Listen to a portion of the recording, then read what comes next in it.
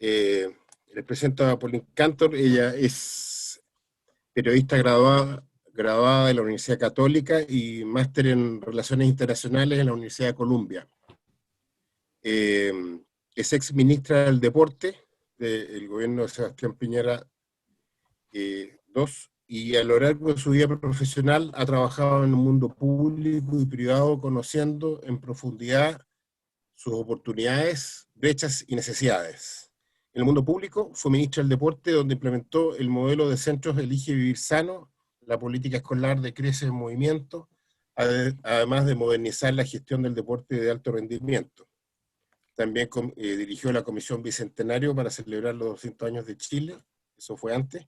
Lideró además el programa Elige Vivir Sano, lográndose relevar a lo largo del país la importancia y necesidad de promover los hábitos de vida sana, con medidas y acciones concretas, logrando una sinergia pública y privada. En el mundo privado ha trabajado en distintos medios de comunicación, conociendo distintas realidades. Asimismo ha participado en directorios y ha dirigido empresas ligadas a las comunicaciones. Bueno, les presento a Patricio Fernández. Patricio Fernández estudió literatura y filosofía en la Católica y después historia del arte renacentista en Florencia. Ha sido un lujo eso. Escritor y analista político. Fue fundador del diario The Clinic, digamos, y es este semanario, ¿no es cierto? Y también fue miembro del Consejo de Observadores Constitucionales en el año 2015, que convocó en ese entonces la presidenta Bachelet, justamente en esta discusión constitucional. Ha escrito varios libros. Yo aquí tengo un libro de Patricio que le decía, que lo recomiendo. Este libro es Cuba, viaje al fin de la revolución, siendo Patricio que yo soy más cercano claramente a la derecha, pero la verdad que me encantó el libro. Y fue ese viaje y fuimos con mi familia, de hecho, a Cuba después de haber leído el libro. Así que aprovecho esa anécdota para recomendar. Una buena mirada y la evolución tuya, muy interesante, que ojalá podamos conversar de esa conexión emocional con la izquierda y toda esa transición interesante. Así que muchas gracias de tenerte acá, muy agradecido. Le comenté ahí a Patricio, a Paulina, contado, pero bueno, Chile Suma es una corporación sin fines de lucro, que creamos un grupo de amigos originalmente hace un tiempo, y que tiene dos pilares fundamentales, que es fomentar la tolerancia, ¿no es cierto?, en estos espacios que han sido más escasos, y ahí justamente estamos proyectando, no sé si se ve, pero hemos ido desarrollando este tema de la tolerancia, que es una palabra dura, pero creemos que, y lo voy a leer ahí, se permite el respeto, las ideas y opiniones entre personas que no coinciden. En una sociedad democrática, la diversidad cultural e ideológica enriquece la discusión pública de los miembros de una nación. Y el peligro radica en la intolerancia, en la incapacidad de concebir al otro como un igual, en esa ciega superioridad moral. La intolerancia está llena de prejuicios, se deja influenciar fácilmente por los estereotipos y lleva a situaciones de violencia y pobreza. El respeto al otro es condición para el diálogo que se nos viene. Así que reforzar, y por eso nos parece una súper oportunidad poder conversar con los dos candidatos y ayudar a conocer mejor lo que piensan. Así que, Pauline, tus 15, 20 minutos. Ya, perfecto. Primero agradecerles a todos esta oportunidad, esta conversación. Como dices tú, Julia, que es una conversación con sentido, que es más de fondo, no estos debates a lo mejor donde uno va contra el tiempo de un minuto y el otro, sino que de verdad que ustedes se puedan formar una opinión de quiénes somos estas personas que ustedes hoy día han visto en la calle, en un cartel, en una paloma, qué es lo que hay detrás de estas que somos de carne y hueso, que respiramos, que tenemos alma, que tenemos... En mi caso, que creo que estamos en un momento histórico, en todo sentido en el país, desde la crisis institucional que estamos viviendo profunda y que la vemos todos los días, cuando uno ve y se conecta con esas conversaciones que se visto ahora en la aprobación del bono clase media, que hemos visto con respecto a cambiar las fechas de las elecciones, que uno de verdad de repente que estoy escuchando en términos de que yo creo que lo que justamente no da que es el de escucharse, y como lo pusieron ustedes ahí muy bien, me encantó, que es el de la tolerancia, porque creo que la tolerancia a veces se entiende que es tolerar al que está al lado tuyo, y eso no cuesta nada, porque la tolerancia de fondo y de verdad es cuando tú cruzas la línea hacia el otro lado y eres capaz de incorporar cosas que a lo mejor tú no habías pensado, cosas en las cuales a veces no creías 100%, pero el otro es capaz de convencerte y tú eres capaz de ponerte en esos zapatos. Entonces, parto también porque me leí los 7 u 8 principios que ustedes los inspiraban, y sentí que estaba muy alineada con ellos. Cuando ustedes hablan de una visión positiva, para mí este proceso es una visión positiva. Yo sé que hay muchos que tienen miedo, que dicen que dónde está la certidumbre, pero también creo que en la vida uno tiene que ser capaz de cruzar el río, tiene que atreverse a tomar ciertos riesgos cuando uno quiere, como país, cuando uno quiere, ¿cierto?, construir. Y creo que este proceso constitucional, creo que era un proceso necesario. Creo que tenemos que volver a construir confianzas, a creer en las instituciones, a creer en las personas, a que somos capaces de verdad de ser tolerantes, no lo que estamos hoy día viendo en el Congreso, que la diversidad, como ustedes mismos lo han señalado, yo lo creo profundamente porque mi familia es muy diversa también, desde lo que he vivido desde de mi infancia, digamos, la diversidad nos enriquece. Yo vengo de una familia de inmigrantes que emigraron, llegaron a Chile producto de la guerra, escapando del nazismo, de una abuela que creo que ella fue una pater familia, porque fue ella la que tomó la decisión de dejar Checoslovaquia, de que las vías de mi papá y de mi tío estaban en riesgo y la de ellos también, y por lo tanto fue una mujer muy valiente, que yo creo que en la mitad de una crisis mundial enorme fue capaz de tener la visión de cómo en el fondo ella quería construir y seguir adelante, cómo podía salvar las vidas. Y yo creo que eso me ha marcado mucho también. Hoy día cuando uno reflexiona y dice, ¿qué me trae a estos momentos? Uno también carga con su historia, carga con aquellas personas que te han marcado, que te han hecho ser quien tú eres. Y yo creo que esa fuerza de mi abuela por salir de un país, por salvar a su familia, yo creo que también es algo que yo digo, ¿por qué estuve dispuesta a salir de mi zona de confort? Era mucho más simple quedarme después de que salí del ministerio, era mucho más simple volver a mi vida en el sector privado, a lo mejor empezar a hacer clases, a aportar desde ahí, y la verdad es que sentí que no podía ser así, no podía ser como llegar y decir, tuve la oportunidad y el privilegio de estar en el sector público, en cargos que fueron muy relevantes, porque fue relevante en un minuto dado. Cumplíamos 200 años en un país terremoteado, en un país con la moral muy baja, y tuve el desafío de armar algo que a lo mejor podría parecer muy en tercera línea o cuarta línea, pero la verdad es que para los chilenos yo creo que en ese momento igual teníamos que sentirnos orgullosos de esos 200 años de historia y poder celebrarlo en forma responsable, con austeridad, pero al fin y al cabo poder celebrar y rendir homenajes a quienes nos permitieron llegar a esos 200 años. Después tuve la oportunidad de armar un proyecto de cero, que fue Elige Vivir Sano, donde fue gestión pura, donde nace de una idea del presidente Piñera y finalmente terminó después de 3 años convertido en ley, institucionalizado, y con un tema que hoy día a mí me llena de orgullo cuando veo que una de las bandas que más agradecen en toda esta pandemia es la que se sacó de Elige Vivir Sano. En el fondo, esa hora en la mañana para poder salir y caminar, hacer deporte, tuviéramos otra banda en la tarde. Creo que es algo que de verdad se necesita, se requiere. Lamento el tiempo que se demoró en salir porque creo que debería haber estado del día 1. Y después, por otro lado, toda mi experiencia en el sector privado, siendo directora de empresas, siendo presidenta también de un directorio, gestionando y liderando empresas, emprendimientos, sabiendo lo difícil que es cuando tú tienes que emprender, cuando tú tienes que, en el fondo, ver cómo vas a generar los recursos para pagar a toda esa gente, todo ese grupo de personas que son parte de tu equipo. Entonces, fue meter de alguna manera toda esa experiencia, esa trayectoria, en una juguera y decir, creo que acá tengo mucho que poder aportar en este momento donde lo que necesitamos es generar consensos, generar puentes, y eso fue lo que me tiene hoy día acá, lo que me tiene con esta pasión, lo que me tiene entusiasmada. Y si me voy a cuáles son esos ejes, porque yo creo que son muchas las cosas, ¿cierto? Y muchas las temáticas que entran desde en una constitución en términos de temas que se deben abordar, pero hay 5 que para mí los quise destacar y que para mí son fundamentales.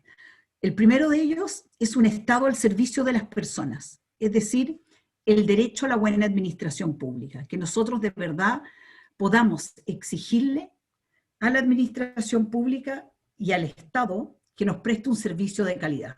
Hoy día eso no sucede, hoy día tenemos un Estado que es burocrático, poco ágil, con un servicio civil, digamos, que no es autónomo, que está lleno de operadores políticos, que cada vez que llega un gobierno llegan más personas porque tú tienes funcionarios de plantas que no los puedes sacar, y por lo tanto lo que sucede es que, bueno, necesitan a alguien para que cumpla esa función, y el Estado crece y crece, y cada vez presta un servicio que es peor. Entonces, ese derecho para mí es clave, porque ese es el que después nos puede permitir justamente poder tener una mejor calidad en la educación, en la salud, en las viviendas. Deberíamos y necesitamos poder exigirle al Estado. Después, el concepto de equidad territorial. Y este para mí tiene 2 niveles. Uno, una descentralización real, con verdadera autonomía. No creo en un Estado federal, creo en un Estado unitario, pero con autonomía real de las regiones. Y con eso me refiero a autonomía desde la política en la elección de sus autoridades administrativas y del manejo de sus recursos, en términos que también puede existir una recaudación que vaya directamente a las regiones, no lo que es hoy día, que todo va a nivel central y desde ahí se distribuye. Y también equidad territorial en términos de infraestructura pública.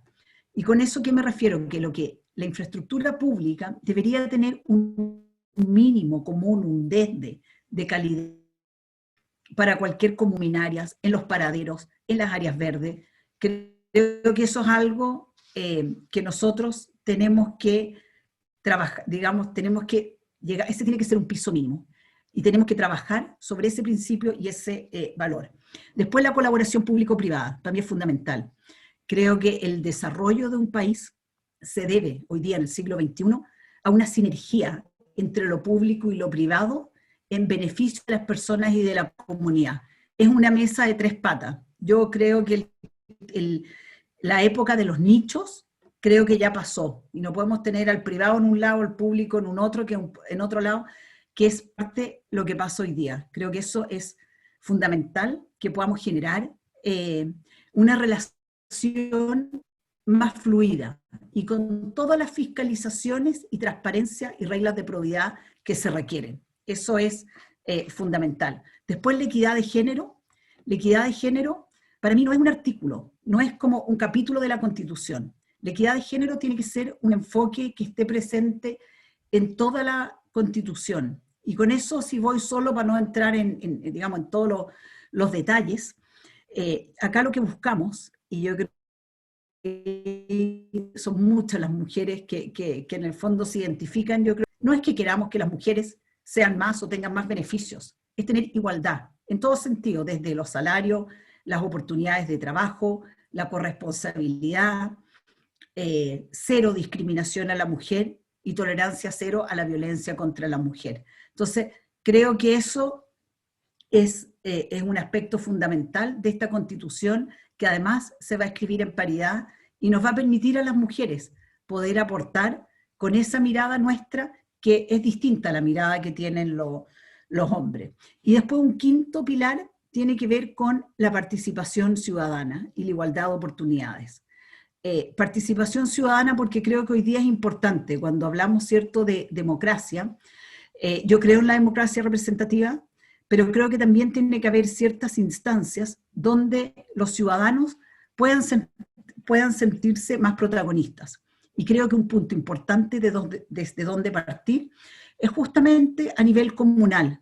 Pasa en muchos países del mundo donde tú tienes plebiscitos o consultas que son vinculantes. No es solo les voy a preguntar para saber qué quieren, sino que acá es una pregunta con presupuesto, donde son esos vecinos los que definen cuáles son las prioridades para su comuna. Entonces creo que ese es un punto importante, así como también creo que se pueden establecer plebiscitos para ciertos temas que tienen que ver con la intimidad de las personas, que no tienen recursos involucrados, y con esto me refiero a la adopción homoparental o el matrimonio igualitario, que son temas que yo los separo porque estos no tienen que ver para mí con un derecho humano, porque los derechos humanos son inalienables a las personas y toda persona debe ser reconocida, ¿cierto?, con todos sus derechos, y por lo tanto no podemos hacer distinción alguna. Creo que en eso hoy día, para mí, el concepto, ¿cierto?, de familia es un concepto amplio, donde todos los tipos de familias y todas las personas deben ser reconocidas con los mismos derechos. Sin embargo, hay temas que quedan ahí trancados, ¿cierto?, como todos sabemos, en el Congreso. Retomo, ahí estaba, creo que lo de los proyectos de familia, eso se alcanzó a escuchar, ¿o no? Sí. Sí, ya. No, para ir cerrando nomás entonces, porque creo que ya se me está acabando el tiempo, ¿no? 5 minutos estamos. Ah, ya, me quedan todavía unos minutitos. Lo que les decía, en el fondo creo que por eso que hay temas que debería quedar el instrumento de poder plebiscitarlos y no tener que esperar a que un Congreso sea quien resuelve esos temas sobre todo en los cuales, como los que les mencionaba, cada persona, ¿por qué no tiene el derecho a sí mismo de poder expresarse, de dar su voto frente a ese tema? Entonces creo que el tema de la participación, hay muchas formas de hacerlo, y creo que es un tema importante que podamos discutir, pero creo que sí tienen que haber formas reales y concretas en que los ciudadanos puedan participar, sobre todo en temas que no tengan que ver, ¿cierto?, con ya. Ahora estás con mejor señal. Ahora estoy con mejor señal. No, les pido mil disculpas, parece que a esta hora todos se empiezan a conectar. Y... Sí, redondean en lo último que nos dijiste, que quedó así bien cortado. Ya, espérate, estaba... ya estaba esto de volver ahí a tomar el hilo. Ya, el tema de la responsabilidad fiscal, claro, que es importante, y por lo tanto fragmentar el gasto público es sumamente peligroso, porque al final, ¿quién se hace cargo? Y uno necesita estabilidad. Y creo que en ese sentido las instituciones autónomas son muy relevantes, porque justamente nos dan esa estabilidad. Si vemos el Banco Central, yo creo que ha sido clave en mantener la estabilidad económica, y tal vez incluso yo voy más allá y creo que pueden haber más instituciones con el tipo de autonomía que tiene el Banco Central para justamente poder garantizar esa fiscalización respecto de muchos de los servicios públicos. A lo mejor la superintendencia, lo pongo sobre la mesa, a lo mejor es algo que se podría evaluar, si también requieren tener una autonomía estilo del Banco Central. Y por lo tanto creo que es importante poder tener, cuando uno piensa, ¿cierto?, en el Estado, uno dice cómo se limita el poder, cómo se distribuye el poder. Yo creo que es importante tener instituciones que son fuertes también en términos de fiscalización, en términos de cómo se controla y se evita y se sancionan los abusos. Creo que eso es algo importante. Y por último, ya para ir, si ustedes me preguntan mi pensamiento respecto al sistema de gobierno, creo que hoy día en Chile estamos en un callejón sin salida, donde vemos que el sistema de gobierno no conversa, ¿cierto?, con el sistema electoral que tenemos. Y por lo tanto yo creo que necesitamos un cambio bastante más profundo, y creo que nosotros ya podemos ir avanzando hacia un semipresidencialismo que nos permita justamente construir una relación fuerte de colaboración entre el Ejecutivo y el Legislativo, cosa que hoy día ya no tenemos. Creo además que necesitamos en Chile una figura de jefe de Estado. Cuando me preguntan por qué no un sistema parlamentario, porque yo creo que en Chile necesitamos también esa figura de jefe de Estado. Creo que es parte de nuestra cultura y uno necesita los cambios culturales, también hay que hacerlo dentro de un proceso. Uno no puede romper con lo que ha sido su tradición de un día para otro, porque al final las personas tampoco lo hacen propio y les cuesta entenderlo. Entonces yo también creo que son cambios paulatinos. Y creo que este proceso nos abre una oportunidad enorme de poder generar estos cambios que necesitamos. Creo que tenemos que rescatar las cosas buenas que hemos hecho, porque hemos hecho muchas cosas buenas que nos han permitido crecer en estos últimos 30 años, de las cuales yo me siento orgullosa cuando uno se compara con otros países, pero creo que también tenemos que construir este segundo piso, tenemos que construir el futuro, tenemos que mejorar, tenemos que incorporar la ciencia, la tecnología, la innovación, porque hoy día el mundo cambia demasiado rápido y por lo tanto necesitamos una constitución que también sea intrageneracional, que tenga las flexibilidades para ir incorporando lo que es el mundo moderno, los cambios que se van a suceder en los próximos, a lo mejor 5 años, 10 años, es muy rápido el cambio. Si vemos hoy día, probablemente hoy día todos nos estamos preguntando si Internet debería ser un derecho o no. Igual como hoy día tenemos, ¿cierto? Estamos hablando del derecho a la vivienda, y en esto yo soy súper transparente, porque es mi forma de ser. A lo mejor hace un par de meses atrás me habrían preguntado esto y probablemente habría dicho, no sé, creo que Internet no entra en esto. Hoy día, después de la pandemia y reflexión y conversaciones que he tenido con mucha gente, creo que hoy día el tema de Internet es un derecho que todo ciudadano, y ya no solo en Chile, sino que a nivel mundial vamos a necesitar, porque es la forma en que nos vamos a conectar. Es como el desde con lo cual tú puedes estar conectado entre las distintas personas. Y por lo tanto, con esto solo les daba como ejemplo de que uno evoluciona, de que uno va cambiando. Yo no soy la misma que era hace 10 años atrás, hace 5. Incluso hoy día, con la pandemia, hay cosas que me han hecho reflexionar y que he ido cambiando también mi mirada y mis posturas, sin perder esa fuerza de las convicciones con las cuales traigo a la mesa y que creo profundamente en la libertad. Así que muchas gracias y les pido disculpas por las interrupciones ahí de la tecnología. No, eso es lo que pasa también con las tecnologías modernas, hay que acostumbrarse que de repente ahí estemos un poquito pegados. Pauline, están haciendo algunas consultas, si tú las quieres ir avanzando, digamos, mirando en el chat para después cuando tengas que responder. También les recuerdo que hay una encuesta en www.menti.com, si no me equivoco, o .cl.com, con un código, y hay una serie de preguntas a los que no alcanzaron a escucharlo y pueden responderlo. Ustedes se meten por el celular, www.menti.com, con ese código que está en el chat, entran y pueden responder las distintas consultas que se realizan, y es una manera de hacerlo también más interactivo. Bueno, ahora le toca sus 15-20 minutos a Patricio. Patricio, un gusto, ya lo habíamos dicho, de tenerte con nosotros. Recordar que este es un espacio íntimo donde tenemos que bajar guardia, donde tenemos que preguntarnos, tenemos que salir de dudas. Esa es la gracia de no ser un gran grupo, sino bastante acogedor, y también además yo creo que aquí hay gente que le interesa el futuro de Chile, y por eso está y se toma este tiempo, y yo creo que eso es tremendamente valioso para los que están presentes. Patricio. Gracias, Julia, Julio, Cristian, y a todas y todos los que están ahí. Yo creo que si estamos conversando acá es porque nos interesa Chile, ¿no? Y no me figuro, digamos, que a alguno de nosotros se le ocurriera además meterse en este baile si no le resultara muy importante. No hay buenas razones, no hay buenas razones egóticas, digamos, o de interés personal, por lo menos, para estar acá. De hecho, no es un cargo, es una función.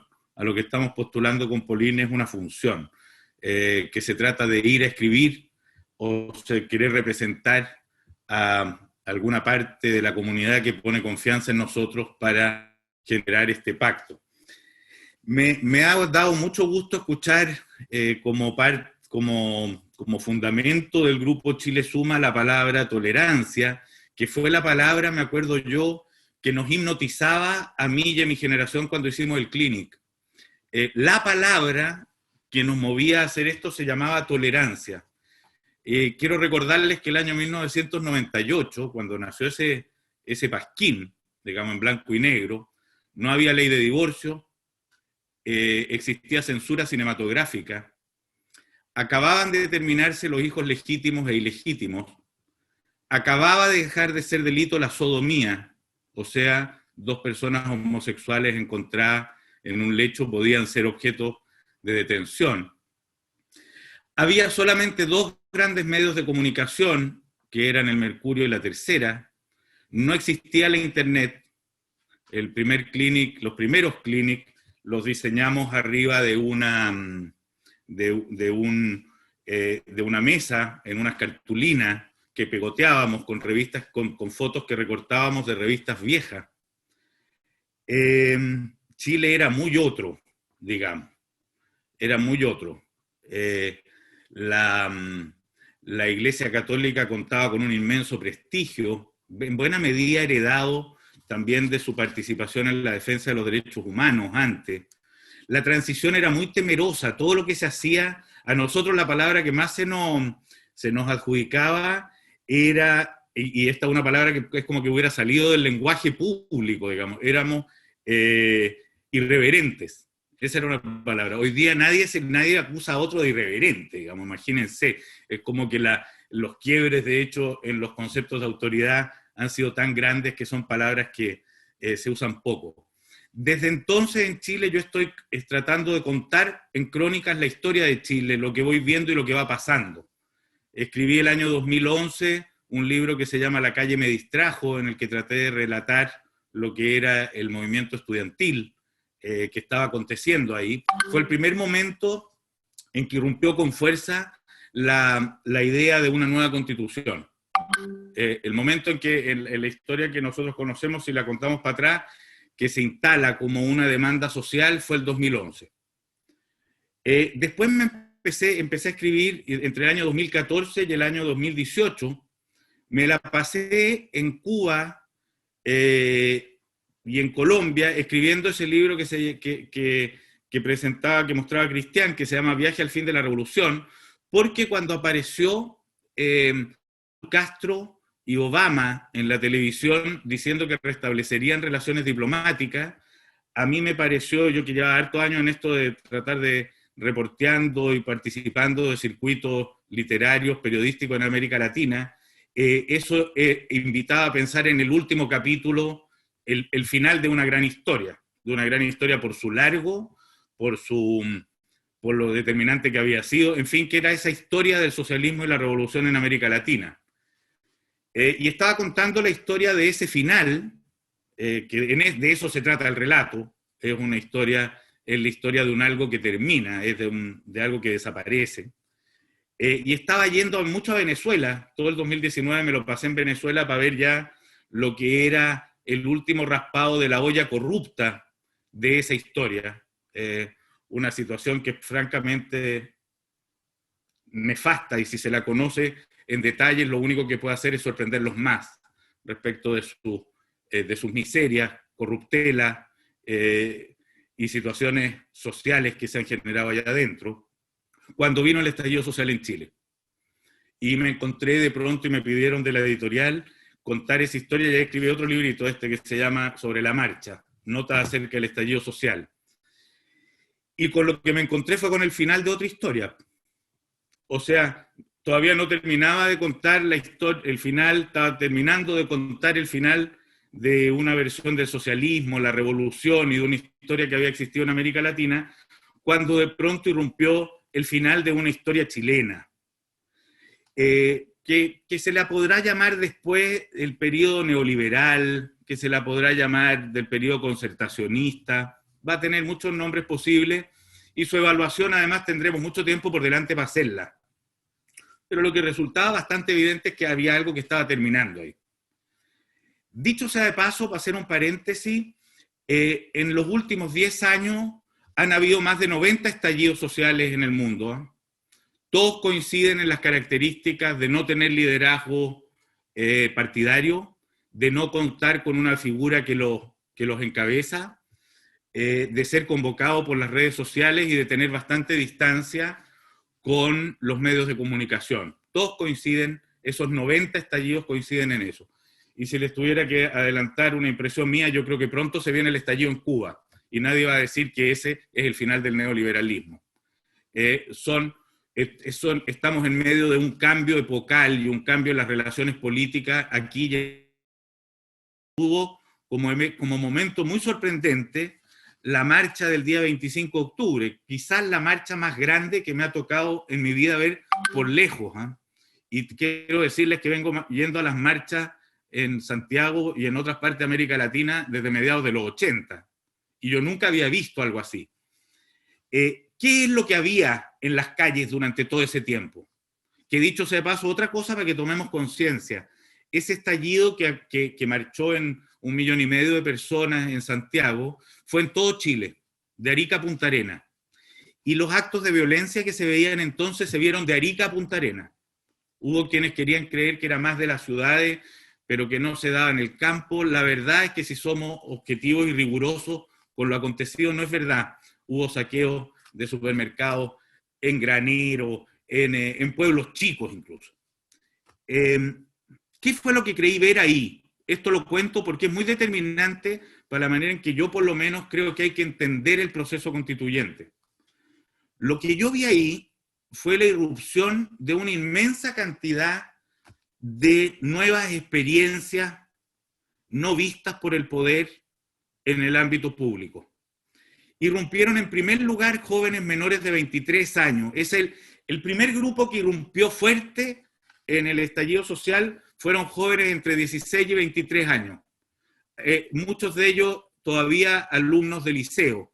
De hecho, todo esto tiene su primera escena en el Instituto Nacional, digamos, en un curso con unos cabros a los que yo entrevisté, dicho sea de paso, que eran como de tercero medio y que tenían un Instagram en el que cuando se subieron el metro del boleto, ellos no eran precisamente los incendiarios del liceo, del Instituto Nacional, sino que más bien al revés, y habían hecho un Instagram como para meter buena onda, porque encontraban que estaba muy mala la onda en el colegio, entonces hicieron una cosa de buena onda, y en la buena onda se les ocurrió llamar a saltar torniquetes cuando se subió el boleto del metro. Y ya sabemos cómo terminó esta historia de buena onda, cómo silvanó. Esos jóvenes de más o menos un promedio de 20 años llenaron Plaza Italia hacia arriba durante por lo menos las primeras 2 semanas del estallido social. Ahí estuvieron mis hijos que están en tercero medio, ahí estuvieron seguramente muchos de los hijos de ustedes. Fue una cosa muy de clases medias también que estaban ahí metidas.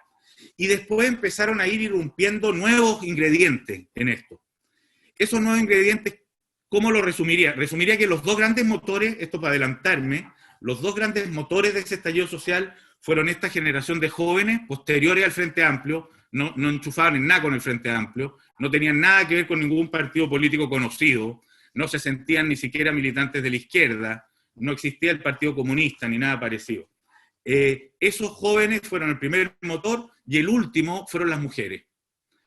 En la historia del estallido social va entre el 25 de octubre, por decir así, con esa gran marcha ciudadana, y el 8 de marzo del 2020, cuando se interrumpió por la pandemia, se produce una gigantesca marcha de mujeres. Y lo que había entre medio de eso eran culturas, identidades sexuales, grupos culturales raros que andaban vestidos, los K-pop, bandas, digamos, el tema de la salud mental fue muy fuerte en los rayados en las calles, el tema de enfrentar a los carabineros fue muy fuerte, se estableció, porque en medio de esto estamos en medio además de un gran cambio epocal en el que las rupturas de los conceptos de autoridad son enormes, entonces se notaba una ruptura con el padre, se llegó a hablar habían rayados en contra de la adultocracia, aparecían en contra de la adultocracia, en contra del patriarcado, en contra de la autoridad paterna, en contra del profesor. De alguna manera todo esto es bien hijo de la era del Internet. que rompe y hace desaparecer muchos intermediarios. Solo para poner un ejemplo, piensen ustedes que ya no revelamos las fotos, digamos. Desapareció el revelador de fotos. Algo parecido está sucediendo en el proceso político en general, que nos tiene en un gran espacio de inestabilidad y que nos va a llevar a volver a pensar la democracia, cosa que creo que es uno de los grandes pilares a tratar cuando pensemos en la nueva Constitución. Todo este mundo diverso que apareció y que irrumpió y que no había sido escuchado en los 30 años, yo siempre pongo este ejemplo sin ninguna ironía, fue muy bien sintetizado por la Cecilia Morel cuando dice, parecen alienígenas. Yo creo que al mundo del poder económico, político, incluso también cultural, lo que le pasó fue que vio irrumpir de pronto algo con lo que no se había encontrado, que era el Chile emergido a su sombra en esos 30 años. Un Chile que efectivamente había multiplicado por 5 el producto, había mejorado sus bienes materiales de existencia, tenía un 70% de estudiantes universitarios que eran primera generación que llegaban a la educación superior, tenía un mundo crecido con la internet y las redes sociales, tenía un mundo de diversidad de géneros, gente que podía y se sentía con el derecho de elegir qué hacía con su cuerpo, etcétera, etcétera, etcétera. A mí me llegó a convencer la frase que en un primer momento me indignó, frase que decía, no son 30 pesos, son 30 años. Para mí, esa frase en un comienzo era irritante porque primero me parecía absurdo imaginar que estos 30 años eran los padres de todas las miserias y por otra parte me parecía completamente cruel que alguien pensara que las miserias habían comenzado con la democracia. Para alguien que le dedicó toda su juventud a pelear en contra de Pinochet, como yo. Cosa de la que me enorgullezco, me alegro y creo que la gran mayoría de los chilenos. Entonces, ¿qué era lo que había pasado en esos 30 años? En esos 30 años lo que había emergido eran nuevas culturas, nuevas maneras de ver el mundo, nuevos problemas, nuevas esperanzas, nuevas angustias, nuevas desilusiones y nuevas preguntas que pujaban por participar de la decisión pública, que no habían sido escuchados por una generación que sumando y restando seguía siendo la misma que se había hecho cargo de la ruptura de la democracia el año 73 y de su recuperación el año 88-90. Aquí había una clase política cristalizada que no había escuchado, no se había compenetrado, se había ido aislando y no había escuchado ni había puesto atención al mismo país que venía gobernando, digamos. No lo había mirado ni lo había invitado a decidir nada. Y por eso creo yo que en ese entonces quiero recordarles que la última encuesta CEP de ese 2019 decía que un 2% de los chilenos se sentía cercano a algún partido político desde la extrema derecha a la extrema izquierda. 2%. En un momento de lucidez, porque no había sido un tema efectivamente de primer orden en ese estallido social, la demanda por una nueva constitución. Pero en un momento de lucidez, el mundo político, de un modo que lo leo del siguiente modo, no sabiéndose capaz de que ningún acuerdo entre ellos hubiera sido capaz de poner orden en lo que estaba pasando en las calles, estamos hablando de la semana de más violencia durante ese tiempo, se quemaron iglesias, habían imágenes de civiles persiguiendo carabineros, los niveles de saqueo eran altísimos, las quemas de edificios públicos también, no sabiendo qué hacer ese mundo político en un momento de mucha tensión, de pronto dice, bueno, pónganse de acuerdo. De alguna manera le dice a la calle, pónganse de acuerdo. Nosotros no somos capaces de hacer un acuerdo por ustedes. Y llama a un acuerdo por una nueva constitución y por la paz. La paz, dicho sea de paso, aunque a algunos esto le cueste verlo y no lo quieran ver, no llegó a su tranquilidad total, pero la disminución de la violencia desde entonces hasta ahora en que estamos acá ha sido radical. No ha sido más o menos, ha sido impresionante. Lo que pasa es que cada vez que hay una escena de protesta en Plaza Italia o Plaza Dignidad o como cada cual le quiera llamar, resulta que uno se encandila con el fuego. Y las violencias que estamos viendo, mientras tanto, que son verdaderamente poderosas, tienen más que ver con delincuencias de muy distintos órdenes y con el aumento de armas y con el aumento de una falta del imperio de la ley, pero ese es otro tema que también podemos tratar en esta conversación. Patricio, 5 minutos. Ok, cuando se le dice pónganse de acuerdo, ahí viene lo siguiente. Es el gran reto del proceso constituyente. El gran reto del proceso constituyente es volver a generar una legitimidad del poder. Una legitimidad sin la cual no vamos a conseguir un proyecto estable de desarrollo para Chile en el tiempo que se viene. Y para hacerla muy corta y para terminar, dado que me queda muy poco rato, ¿qué creo yo que son las dos grandes patas de este acuerdo comunitario? O de esta relegitimación del poder, o de esta decisión de cómo vamos a navegar los tiempos de incertidumbre, porque estamos impajaritablemente en tiempos de incertidumbre, aquí y en el mundo entero, de enormes transformaciones que no terminan de concluir. Por lo tanto, lo que vamos a tener que diseñar, en mi parecer, es más un modo de navegar todos juntos en el mismo barco que un lugar de llegada preciso. Yo creo que se vienen otros tiempos en los que vendrán esos debates, los debates políticos. Los partidos están desmembrados, no coagulan ni siquiera a sus miembros, no queda claro cuál es el proyecto político de cada uno de los bloques. Esto se discute al interior de la derecha y al interior de la izquierda, etcétera, etcétera, etcétera. Yo creo que tenemos dos grandes retos para generar esa estabilidad que no haga peligrar motines constantes y que nos permita por lo menos avanzar en paz hacia un destino más desarrollado y más civilizado entre todos nosotros. Uno se llama un nuevo pacto social. Este pacto social consiste en que van a haber algunas garantías que el Estado chileno y todos los chilenos nos vamos a tener que comprometer para con otros de modo de vivir en paz. Una se llama el derecho a la educación, a la salud, a la vivienda y a las pensiones.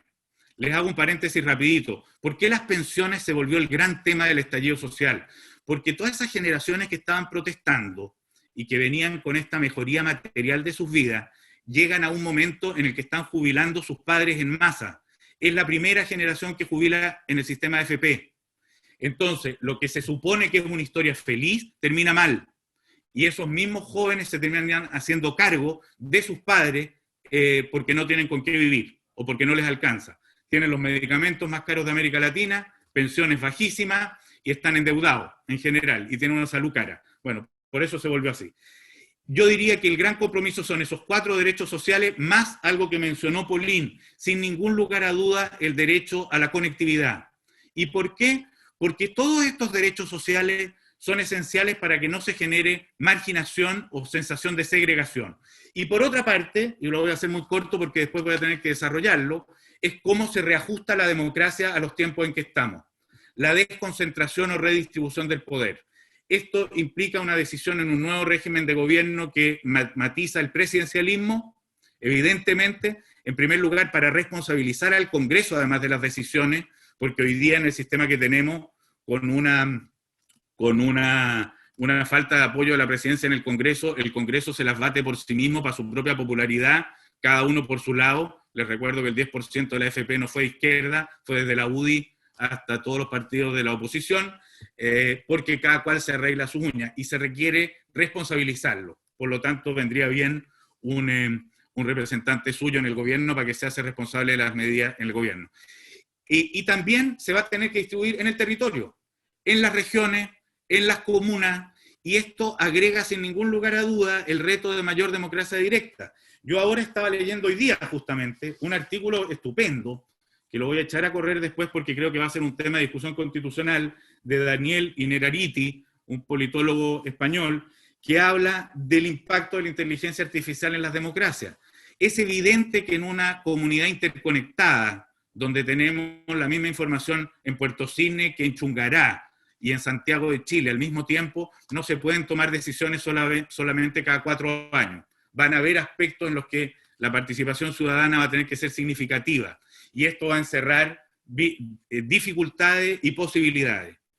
Todos estos retos, la relación con el medio ambiente, la nueva irrupción de la mujer en el ámbito público, la irrupción de los géneros, de la diversidad, de las particularidades territoriales, etcétera, van a ser el gran reto a integrar en la discusión constituyente que se nos viene si es que queremos un país en paz.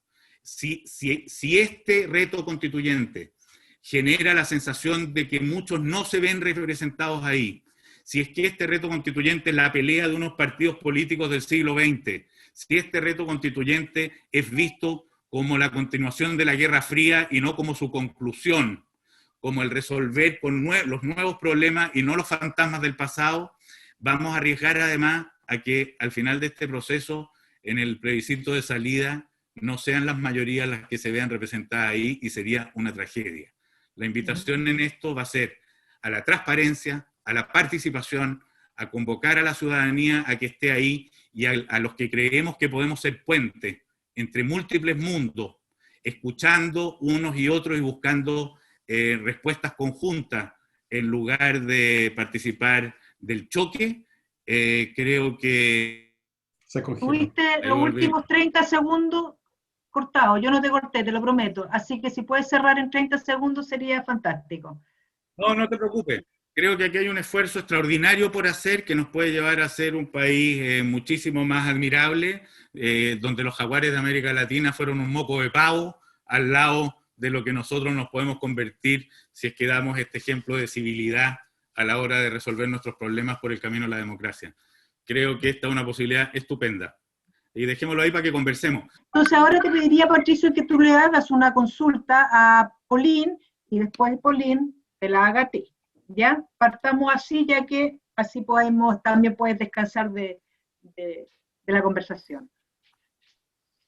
A ver, Pauline, yo me he encontrado en esta, y no sé si a ti te ha pasado lo mismo, en casi todos los foros me he encontrado con casi puros acuerdos. Me he encontrado con muy pocos espacios donde se generan diferencias importantes, lo que es bien interesante porque es muy distinto de lo que esto aparentaría. Te quiero preguntar a ti, ¿qué es lo que te pasa justamente con el establecimiento de derechos sociales garantizados? Que podrían ser por ley, de la manera que se discuta, pero que de alguna manera es, ¿qué te pasa con este upgrade en la responsabilidad del Estado de garantizarle a sus ciudadanos salud, educación, vivienda, pensiones? ¿Ves un cambio en lo que tenemos que hacer hacia adelante o una continuidad? A ver, gracias por la pregunta, Pato. A ver, yo creo que tenemos que avanzar, sin ninguna duda. Yo creo que evidentemente tenemos que ver cómo se garantizan esos derechos sociales, ¿cierto? Salud, educación, vivienda, pensiones. Pero también tenemos que ver cómo damos, para mí es clave cómo damos esa coherencia entre lo que es el derecho que uno quiere garantizar y cómo eso después se traduce, ¿cierto?, en políticas públicas, se traduce en leyes, cómo se hace realidad. Porque vemos que hay muchas constituciones, ¿cierto?, como puede ser la venezolana, la boliviana, que en el fondo están escritos y está muy bien escrito. Pero cuando tú ves cuál es la realidad de esos países y cuál es la calidad de la educación que tiene, cómo es de verdad la salud, nada de eso se cumple. Entonces, pero hay otras como la española, como la alemana, como sí, la italiana. Pero en el fondo, oye, en España tienen problemas de salud bastante parecidos a los nuestros, tienen un sistema de salud y el americano también es un sistema bastante desigual de salud. Yo diría que el tema de salud son pocos los países. El americano es una calamidad. Así, son pocos los países que lo tienen resuelto. Entonces, yo creo que tenemos que justamente ver cómo le damos esa coherencia en términos que yo estoy de acuerdo contigo, que son derechos básicos y que son los que en el fondo el Estado se tiene que comprometer, que cada persona que nace en suelo chileno o que el día de mañana se va a nacionalizar chileno pueda acceder a una educación de calidad, a salud de calidad, a una vivienda digna. El tema ahí y donde se va a dar la discusión va a ser, uno, en de qué entendemos por calidad, y después, cómo se garantiza esa calidad. Porque yo sí creo que en esto tiene que haber también responsabilidad fiscal, porque los recursos no son ilimitados, y creo que tampoco podemos someternos a un sistema donde finalmente los ciudadanos estén con un recurso de protección detrás de otro, porque cada uno determina que no se cumple con la calidad. Entonces, yo creo que ahí viene una discusión que es interesante, que ver cómo tú te haces cargo efectivamente de definir lo que va a ser calidad y cómo eso después nosotros lo podemos traducir en proyectos de ley que te permitan en el tiempo ir avanzando hacia proyectos de calidad en la educación, porque probablemente acá, en este mismo grupo, vamos a tener divisiones diferentes, probablemente de qué es lo que es calidad, sobre todo si pensamos hoy día, con esto cierro ahí para no alargarme más, en lo que es el siglo XXI, que yo creo que la calidad de la educación, por lo menos desde mi mirada, es muy distinta a la educación que yo recibí o incluso que recibieron mis hijos. Yo creo que hoy día, hablábamos, ¿cierto?, de la conectividad, internet, probablemente es parte de la educación hoy día un niño es aprender a programar, es el lenguaje de hoy, ni siquiera ya del futuro. Entonces creo que ahí hay muchos temas. Y esto para mí también va asociado a lo que dije dentro de mis ejes, que es un nuevo estado al servicio de las personas. Creo que exigiendo ese derecho a la buena administración pública también vamos a poder garantizar mucho mejor los derechos sociales. Para mí están íntimamente ligados. Y ese derecho de exigirle al Estado de verdad, para mí por lo menos puede generar un antes y un después. Muchas gracias, Pauline. Ahora tu consulta hacia Patricio y después vamos a abrir el debate porque hay muchas consultas, tanto para Patricia como para Pauline, y entendiendo que hay poco tiempo, tiene que ser breve. Pauline. Ya, me gustaría preguntarle a Patricio cómo lo visualiza él, cómo lo ve él en este ya siglo XXI, uno de los principios que para mí es fundamental, que es la colaboración público-privada. Yo siempre a veces doy, ¿cierto?, el ejemplo de que Elige Vivir Sano llegó a tener, digamos, el nivel de apoyo que tuvo, justamente porque se hizo en colaboración público-privada, donde todos los actores de la sociedad tuvieron cabida, desde las fundaciones, la empresa privada, los emprendedores, los distintos servicios del Estado. Para mí fue un modelo real donde lo público y lo privado permitió generar, por lo menos poner un tema sobre la mesa, porque evidentemente todavía tenemos grandes problemas de sedentarismo, obesidad y temas hoy día para qué hablar de salud mental. ¿Cómo lo visualizas tú? ¿Cómo es para ti esa relación y cómo se debe dar en la Constitución? Mira, incluso te lo voy a vincular con lo que yo pienso de la pregunta que te hacía a ti. Yo, como les contaba, vengo de contar algo así como el fracaso de un modelo, por lo tanto, no hay ni una pizca que a mí me lleve a pensar que lo público es incluso sinónimo en todo de lo estatal. A mí me parece obvio que todos los compromisos que asuma el Estado, su manera de resolverla, se verá en el camino cuál es la mejor, y eso se trata de una relación público-privada. Ni siquiera cuando pienso en ningún derecho social garantizado, estoy pensando en que tenga que ser necesariamente el Estado que lo provee. Es el Estado que lo garantiza. Es el Estado el que se compromete a hacerlo, a volverlo reclamable. Evidentemente, como decía la Pauline, el estatus en el que se vuelve reclamable lo decide la ley. No es un estatus que se va a establecer por constitución, porque el tiempo evoluciona, las historias cambian, los ingresos mutan, la responsabilidad fiscal exige mayores o menores posibilidades de expansión, y así sucesivamente. El devenir de nuestra cultura es público y privada. Una de las grandes preocupaciones que yo tengo respecto de la discusión incluso constitucional es que es requerimiento el hacerlo bien para garantizar un mejor desarrollo de las energías privadas. O sea, una estabilidad y un territorio en el cual nuestras ideas, nuestras empresas, nuestras creaciones, lo mejor a lo que cada individuo pueda llegar una vez que le hemos garantizado un piso del cual arrancar que implique justicia e integración, puedan desarrollarse a cabalidad. Es decir, creo que la historia por venir es de colaboración pública-privada. Creo que nuestra vida es pública-privada. Creo que nosotros estamos imbuidos en un sistema que no tampoco veo, más allá de un par de gritos delirantes, nadie que lo quiera derrumbar y fundar de cero. Estamos en un espacio de iniciativas individuales, de propiedad privada, donde lo importante para que se puedan seguir desarrollando esa fuerza es justamente generar niveles de estabilidad posible. Mayor incorporación, menor segregación, mayor capacidad para incorporar inteligencias en la generación de ese proyecto futuro. Eso creo. Gracias, Patricio. Muchas gracias a los dos. Ahora vamos a abrir algunas preguntas que las voy a solicitar a viva voz en algunos casos. Por ejemplo, Francisco. Francisco, ¿estás ahí? Tú querías hacerle la pregunta a los dos.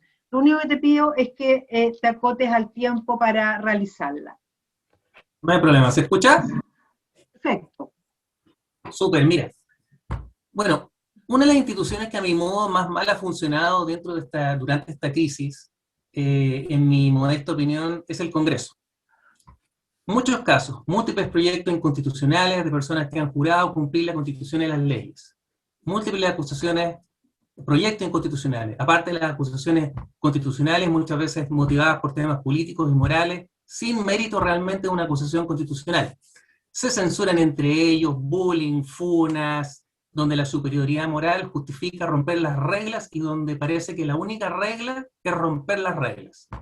Y creo que el Congreso es el caso de cómo una institución, en mi opinión, repito, no debe funcionar. Entonces, de llegar usted a la convención, ¿cuál sería el compromiso de ambos, dentro obviamente de su ámbito de acción, de que lo que hoy pasa en el Congreso no nos pase también en la convención? Gracias, Patricio. ¿Quién va? Primero Polín y después Patricio. Ya, Polín. vamos a ser breves para que podamos dar pie a más preguntas, ¿cierto? A ver, yo creo que la convención justamente lo que da es esta oportunidad, es de generar un nuevo pacto político. Yo creo que acá lo que hay que llegar justamente a la convención es abierta a escuchar, a buscar los acuerdos, a llegar con las convicciones y las propuestas, ¿cierto? Que cada uno y cada grupo tiene, en mi caso, desde Horizontal y desde Bópoli.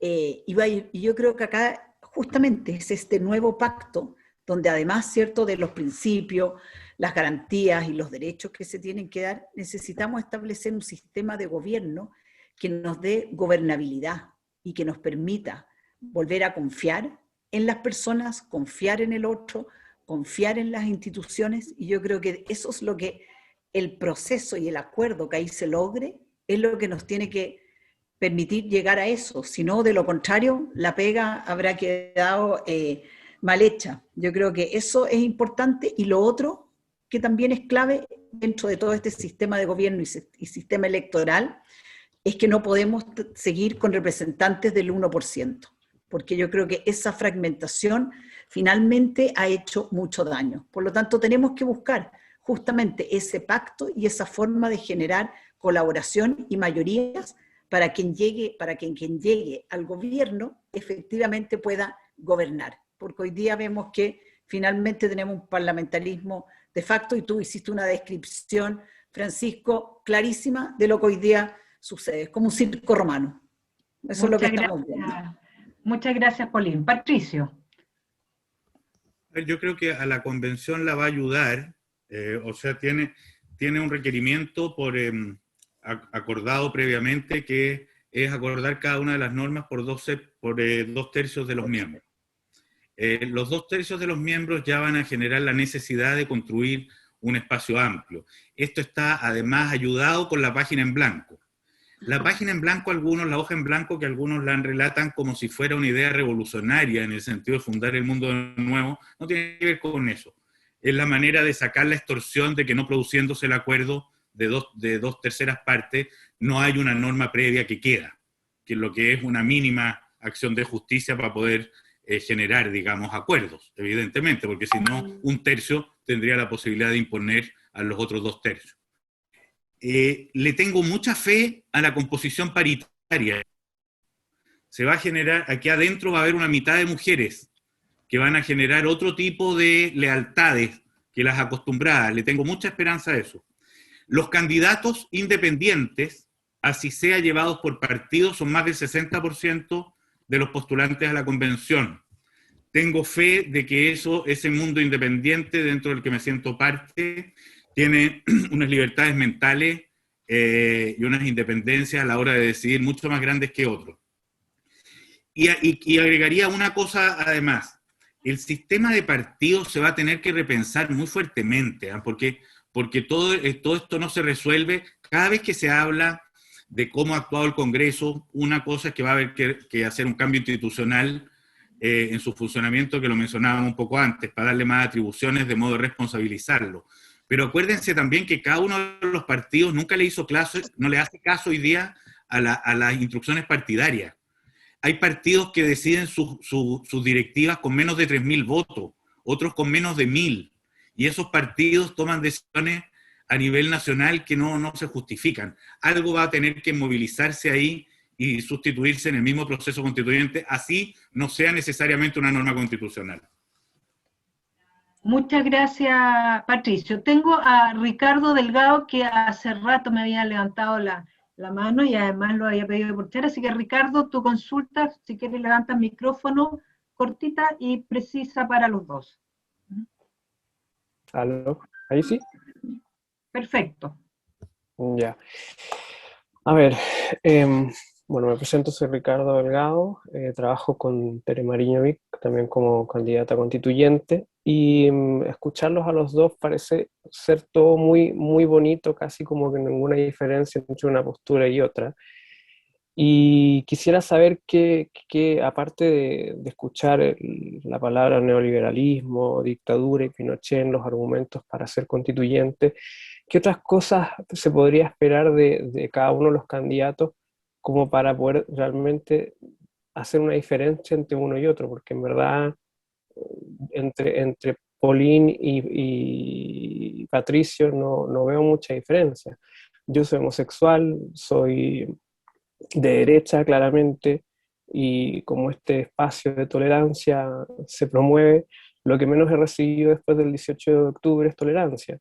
Entonces, en este sentido, yo la convención constituyente no le veo mucho espacio de tolerancia, sabiendo que tenemos ciertos grupos súper representados también en las listas, y que están dispuestos a, lo tengo acá anotado, a refundar Chile, tal cual, como la ultraizquierda lo ha planteado en la franja, con una excesiva representación. Muchas gracias. Quiero saber eso. Muchas gracias, Ricardo, por tu consulta. Parto contigo, Patricio, para responderla y después sigo con Poli. Estoy seguro que he hablado bastante más cosas que de Pinochet y de la dictadura, Ricardo, pero hay palabras que le quedan rimbombando a algunos en las cabezas. Pero creo que el gran reto del proceso constituyente va a ser aislar a dos extremos. Uno, que son los aterrados, que no quieren que cambie nada porque creen que todo lo que se viene es la destrucción de la civilización y de lo que ellos creen. Y otros son los enfurecidos, que son esos que han llegado a tal nivel de furia y desesperanza que nada los va a satisfacer y por lo tanto permanecen fuera. Yo creo que entre medio de esos dos mundos se pueden generar acuerdos muy sustanciales, muy significativos. Estoy seguro que con Paulín tenemos montones de matices en montones de puntos, pero que esa discusión en la búsqueda, yo he invitado mucho últimamente a partir más de los problemas que de las soluciones, para que avancemos desde el problema al encuentro de una solución. Si diagnosticamos, si ajustamos los diagnósticos, vamos a poder avanzar mucho juntos. A mí siempre me resultó muy impresionante ese mundo del rechazo, que no quería que se cambiara nada, porque la pregunta que yo le hacía a muchos de mis amigos que estaban ahí, o de la gente que conocía, es: si tú estás por el rechazo, ¿qué camino ofertas para solucionar este incordio en el que estamos? Y creo que lo único que estaba detrás en la cabeza de eso, en el fondo, escondido, era la fuerza. Era que no permitir que aconteciera algo que está aconteciendo.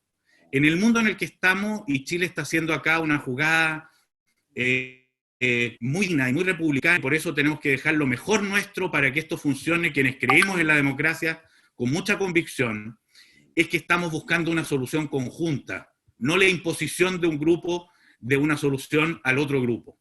Y yo estoy convencido de que con el esfuerzo de quienes somos, de quienes creemos en la democracia más que en nuestras propias ideas, de quienes creemos en la democracia más que en nuestras propias soluciones, de quienes creemos en el respeto al otro más que en nuestras propias respuestas, vamos a salir adelante y vamos a encontrar un cauce que va a reunir a la mayor cantidad de las voluntades de Chile. Esa es la gran invitación. Muchas gracias, Patricio. Polín. Sí, cortita. La verdad es que, Ricardo, a mí no me llama la atención que acá finalmente ustedes vean que de nuestras respuestas que son parecidas. Como decía Patricio, sí, probablemente tenemos matices, tenemos formas distintas de a lo mejor ver ciertas cosas cuando ya tú entras en los detalles. Pero acá yo creo que lo que destaco, y creo que es fundamental, que tú ves cuando uno plantea los problemas y tú tienes un diagnóstico de muchas cosas que hoy día en Chile no están funcionando, que seamos capaces de recurrir al sentido común. Y yo creo que eso es lo que nos une como país. Y yo ahí estoy de acuerdo que lo que acá va a haber que aislar es justamente a los extremos. Aquellos que creen que hay que cambiarlo todo y refundar, que para mí el refundar es una de las palabras hoy día que menos tolerante es, porque no respeta al otro, porque significa borrar de la faz de la tierra al otro. Y yo creo que acá lo que tenemos que hacer es mejorar, es construir hacia adelante.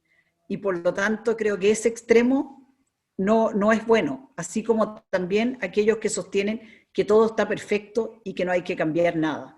Porque yo creo que hoy día el mundo y los contextos en los cuales vivimos son totalmente distintos. Creo que hoy día una de las cosas que ha cambiado es justamente el concepto de familia. Yo lo dije cuando me presenté, nosotros no podemos seguir pensando en el concepto de familia tradicional.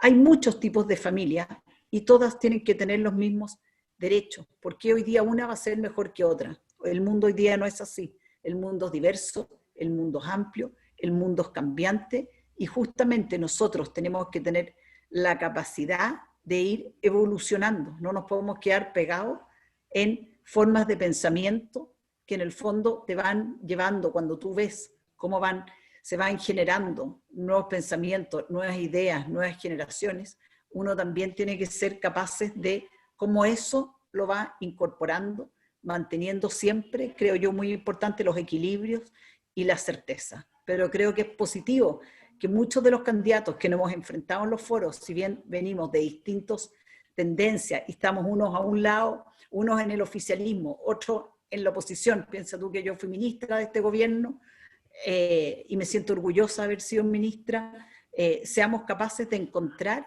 una enorme cantidad de puntos grises de cómo generar este nuevo pacto social.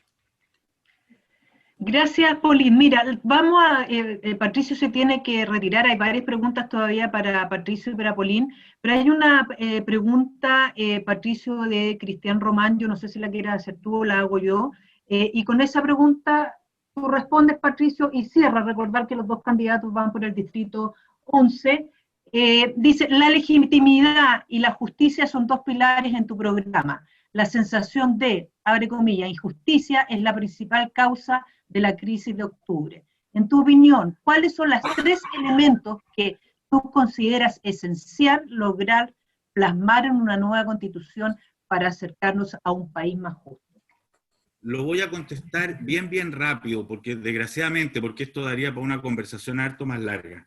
Cuando estuve en el proceso de los diálogos ciudadanos en el gobierno de Michelle Bachelet, donde participaban, dicho sea de paso, desde abogados constitucionalistas de la UDI como Arturo Fermanduá, pasando por Gastón Gómez de Renovación Nacional, hasta gente del Partido Socialista, en fin, más un grupo de gente de la ciudadanía, que fue un gran experimento, además, en una primera etapa de este proceso que vivimos.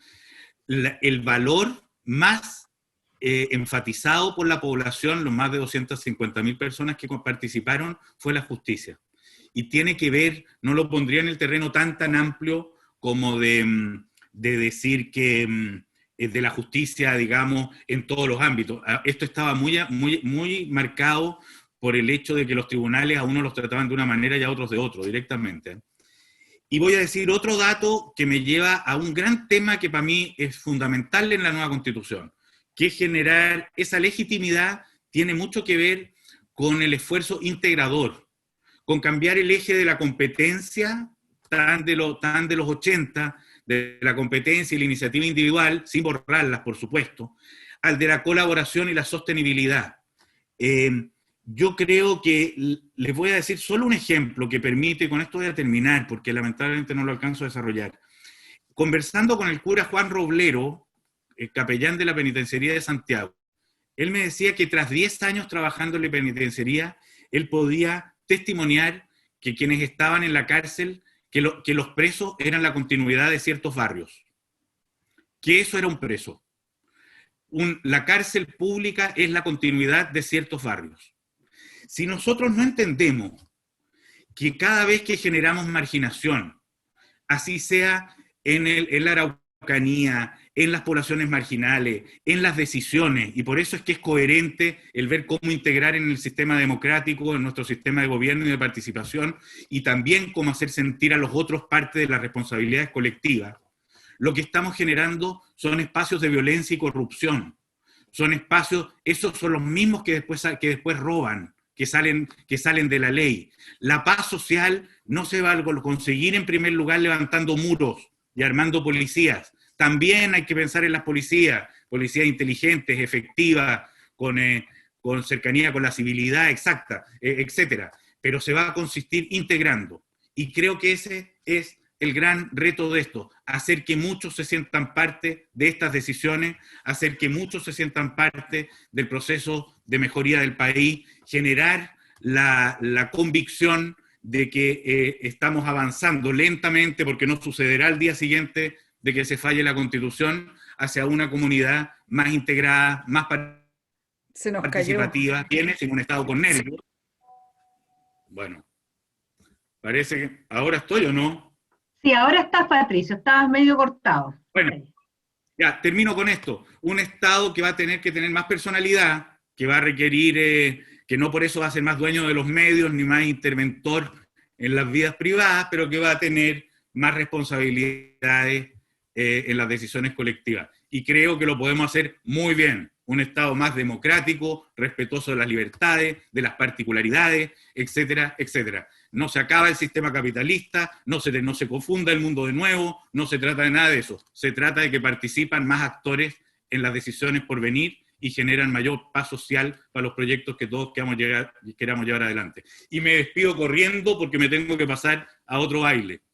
Muchas gracias, Patricio, por acompañarnos en estos tiempos. Chao. Gracias, Patricio. Estén muy bien. Chao. Bueno, nos quedamos con Pauline. Acá está Pauline. Pauline tiene varias consultas.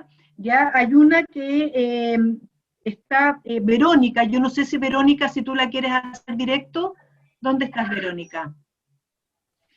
No sé si seré yo la de la pregunta, Verónica Arancibia, ¿seré yo? Sí, Verónica, eres tú. Sí, Verónica Arancibia, eres tú. Mira, lo que me pasó es que al escuchar a ambos, es como que estamos en la primera capa y están hablando a un nivel demasiado alto, conceptual, en la que me falta, o sea, en el fondo, si yo los escucho y escucho a todos los demás que se están postulando, es como que habría que votar por todos o por ninguno, porque no hay mayores diferencias de fondo. Entonces la pregunta que yo les estaba haciendo era, ¿cuál era su posición en temas concretos? O sea, ¿qué pasa con el tema de religión? ¿Qué pasa con el tema de igualdad de género? El rol del Estado para garantizar el bien común y que a todos, al menos a toda la población, tenga cubiertas sus necesidades básicas, y dejemos de pensar, como históricamente se nos contó, por lo menos en mi época, que el tema del chorreo le iba a llegar a todos. O sea, ya no llegó. Y eso lo tenemos todos claros, los que son de mi época al menos, y el que diga lo contrario, yo creo que no sé, o sea, se está tapando la vista porque no quiere ver nomás. Entonces, ya que se nos fue Patricio, me gustaría conocer eso de Pauline para aterrizar un poco más, porque eso es lo que siento que está faltando en este tipo de debate. Muchas gracias. Pauline.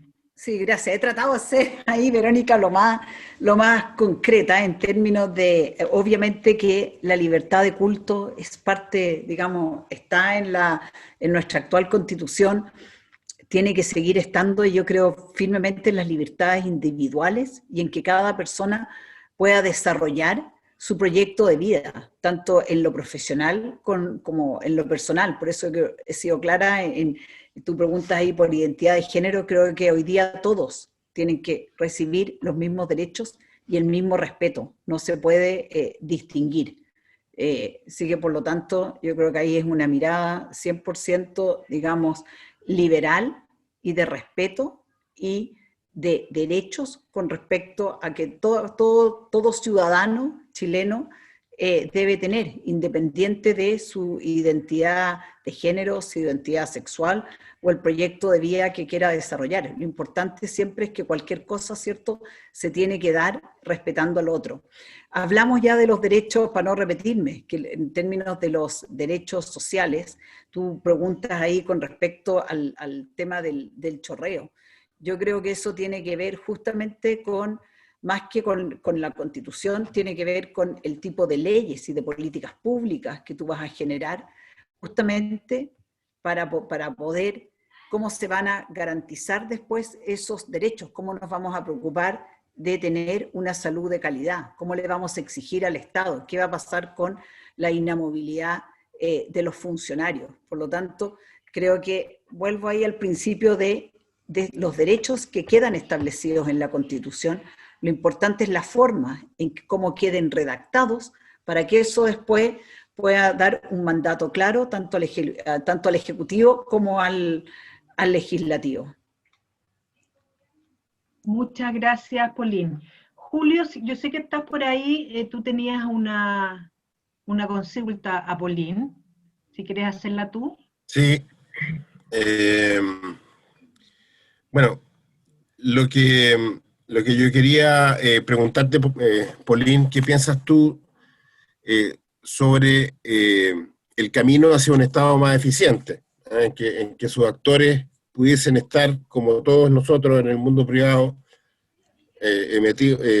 sometidos a una evaluación de desempeño, quizás y contando con un órgano que pudiese hacer ese trabajo, en vista de las promesas de campaña, de los objetivos que se le establecieron en el presupuesto de la Nación al momento de establecerse, las metas del año, evidentemente en un escenario normal, sin pandemia probablemente, pero de todas maneras podrían haber evaluaciones públicas más objetivas del desempeño de los parlamentarios, de los senadores, los diputados, los alcaldes, de tal manera que la ciudadanía vote con más información y no sea el que gasta más en publicidad, en el momento de la campaña, el que de alguna manera se recupere. Hemos visto cómo episodios lamentables de algunos políticos han terminado igual en la reelección. ¿Qué opinas de eso? A ver, te agradezco, Julio, la pregunta, porque eso tiene justamente que ver, cuando hablamos de un Estado al servicio de las personas, tiene que ver con el derecho a la buena administración pública, porque ese derecho al final, ¿en qué se traduce? Se traduce en que tú necesitas modernizar el Estado, necesitas generar leyes para que exista menos burocracia, para que podamos poner fin a la inamovilidad del funcionario público, ¿cierto? Y puedan tener las mismas condiciones un trabajador o colaborador del sector privado, del sector público, evidentemente con las mismas garantías. Significa también poner indicadores con respecto a la gestión de los recursos, con respecto a la gestión de los programas, si cumplen o no, que va más allá de lo que hoy día hace la DIPRES.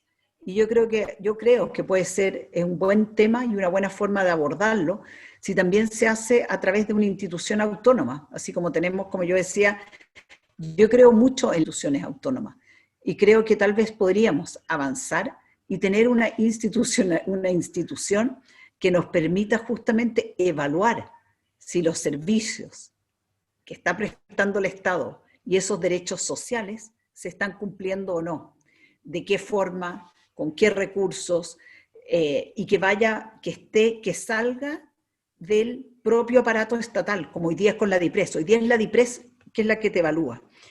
Y muchas veces la gente que está en la DIPRES no necesariamente son los expertos en cada uno de los temas.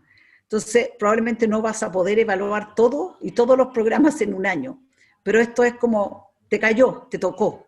Y esos programas, si tienes a esos especialistas, porque no solo es hacer el análisis desde lo cuantitativo, sino que también desde lo cualitativo. Entonces, yo creo que absolutamente tenemos que avanzar hacia eso. Y creo que eso sería una muy buena práctica que nos dé más garantía, que los recursos se están gastando bien y están llegando a los beneficiarios y a los chilenos.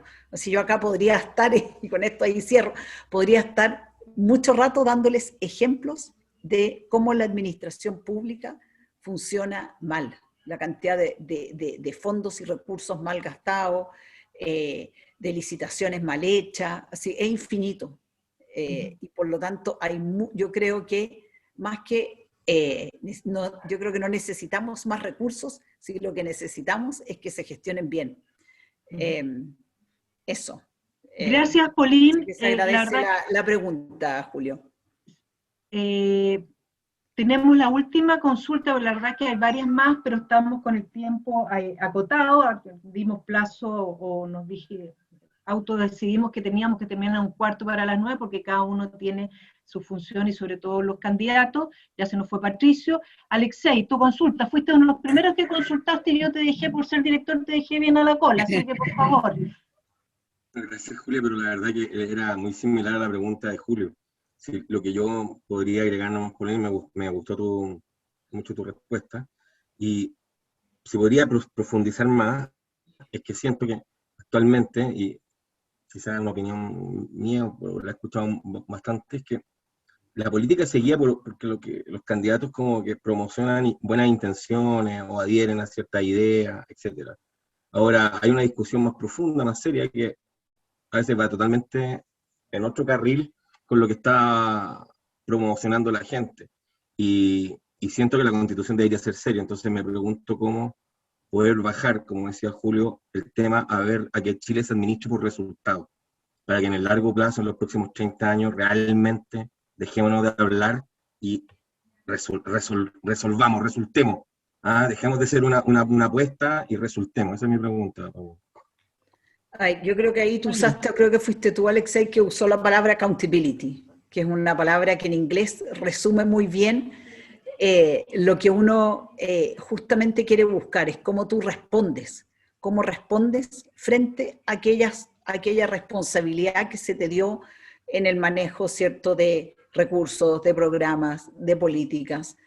Y yo creo que eso es parte de generar un nuevo Estado. Este es un concepto que se desarrolló desde horizontal y que yo creo firmemente que lo necesitamos. Yo creo que el concepto de Estado que tenemos hoy día es un Estado pesado, es un Estado que al final está más para servir a la política que a servir a los ciudadanos. Sí, es impresionante cuando tú asumes un gobierno, la cantidad de llamados que tienes de distintos políticos pidiéndote que contrates a personas, y cuando tú les preguntas, ¿y qué mérito tiene? Y te mandan el currículum, y en mi caso que era deporte, y tú ves que es una persona que nunca ha tenido relación alguna con el tema deportivo, en sus distintos ámbitos, administrativos, puede ser financiero, lo que sea. Entonces tú dices, ¿cómo me va a aportar acá? Entonces yo creo que es un tema de fondo, que nosotros tenemos que poder hacer ese giro y poder hacer evaluaciones y rendir cuentas. Yo creo que hoy día ya igual hemos avanzado, y si ustedes piensan, todos los ministerios, los parlamentarios, todos rinden cuentas. Pero yo creo que hay que buscar un sistema donde la rendición de cuentas hoy día sea online, que tú te metas, busques el parlamentario, tienes súper claro la cantidad de días que asistió, cuántos ha faltado, su rol en los distintos proyectos, pero agrego una cosa más, que sea fácil de leer y de entender, porque hoy día tú te metes al Congreso y probablemente mucha información está, pero te vas a demorar un mes si no eres experto o más en buscarla. Creo que hoy día también la simplificación es clave, pero bueno, eso no es materia, digamos, constitucional. Yo creo firmemente en una constitución mínima, en una constitución que tenga claro los principios, los derechos que hay que garantizar y los límites al poder. Y que eso después sea coherente en el establecimiento de políticas públicas y leyes. Y yo ni hablamos ni siquiera del Poder Judicial. El Poder Judicial también requiere una reforma bastante grande, porque hoy día vemos el activismo judicial. Yo creo que nuestro mayor problema hoy día tenemos, la política ha permeado, en el fondo la política ha permeado todas las distintas instituciones, están muy politizadas, y creo que necesitamos volver a darle, y yo creo que el mejor ejemplo para mí siempre es el Banco Central. Yo creo que el manejo de nuestro Banco Central nos demuestra que somos capaces de generar instituciones autónomas que nos den garantía y estabilidad. Y ese modelo yo creo que tenemos que replicarlo en muchas más instituciones. Muchas gracias. Yo soy bien práctica, yo soy bien de la gestión y desde el mundo de la práctica de la realidad, porque es lo que me ha tocado ver, y he estado en muchas realidades, en muchos zapatos, y creo que esa es una de mis como fortalezas para poder llevar a la mesa. Muchas gracias, Pauline. Ha sido realmente un placer contar con los dos expositores de este lunes, este conversatorio del día lunes, así que te lo agradecemos. Hay mucha gente que se quedó con las consultas, pero bueno, ahora están más, se nos alargaron, digamos, la campaña, así que a lo mejor podamos tenerte nuevamente más adelante. La verdad es que ha sido un grupo muy ameno, la gente ha preguntado, ustedes han sido muy amenos en contestarnos, sacar las dudas, y yo soy optimista de que no tengamos tantas diferencias, y a lo mejor ahí tenemos que ir a ajustarlas, porque sería un caos si tuviésemos muchas diferencias, como hoy día sí se refleja lamentablemente en el Congreso. Así que, Pauline, te doy muchas gracias, y agradecer a todos los nuevos que participaron hoy día. Cada vez sumamos más este conversatorio, que es íntimo. Recuerden que aquí donde bajamos las guardias, donde escuchamos a la gente que de alguna manera nos va a representar, y bueno, obviamente les deseamos suerte a Patricio, que ya se fue, y a ti, Pauline, que podamos llegar a vernos de nuevo y ustedes sean representantes de todas nuestras. Muchas gracias, gracias a todos los que están presentes, y nos veremos el próximo miércoles, y ahí vamos a dar al próximo lunes. No pierdan, métanse a la página www.chilesuma.org, y ahí van a estar todos los conversatorios y además los resúmenes de los conversatorios, así que es una página muy entretenida, muy interactiva, y los invitamos a que vean esta página. Somos nuevos, acá no hay ningún periodista, todo lo hacemos amateur, pero lo hacemos con mucho cariño, porque nos interesa el futuro de Chile, así que muchas gracias. Muchas gracias. Muchas gracias. Muchas gracias. Estuvo muy bueno. Gracias, Pauline. Muchas gracias, Pauline.